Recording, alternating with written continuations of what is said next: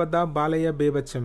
డాకు మహారాజ్ 7వ రోజు ఎన్ని కోట్లంటే నందమూరి బాలకృష్ణ డైరెక్టర్ బాబీ కాంబో డాకు మహారాజా మూవీ థియేటర్లో సందడి చేస్తుంది. సంక్రాంతి కానుకగా ఈ సినిమా మన ముందుకొచ్చింది. ఈ యాక్షన్ థ్రిల్లర్ మూవీ డాకు మహారాజా భారీ విజయం దక్కించుకుంది.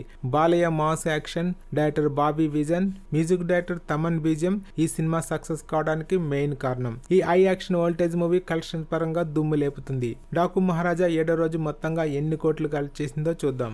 ఇక ఈ సంక్రాంతి బరిలో 3 సినిమాలు వచ్చాయి. ఈ 3 సినిమాల్లోని సంక్రాంతి విన్నర్ సినిమా ఏమనుకుంటున్నారో కామెంట్ లో చెప్పండి. ఇక 7వ రోజున తెలుగు రాష్ట్రాల్లో ఈ సినిమా 4 కోట్ల రేంజ్ లో షేర్ ని సొంతం చేసుకుని మాస్ రచ్చ చేసింది. ఇక వరల్డ్ వైడ్ గా ఈ సినిమా 5 కోట్ల రేంజ్ లో షేర్ ని సొంతం చేసుకుంది.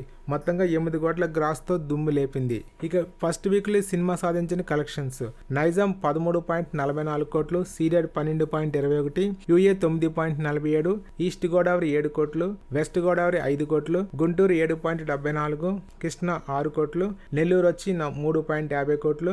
ఇలా ఏపీ తెలంగాణలో మొత్తంగా 64 కోట్ల షేర్ తో పాటు 97 కోట్ల గ్రాస్ కలెక్ట్ చేసింది. కర్ణాటక ప్లస్ రెస్ట్ ఆఫ్ ఇండియాలో ఈ సినిమా 4 కోట్లు కలెక్ట్ చేసింది.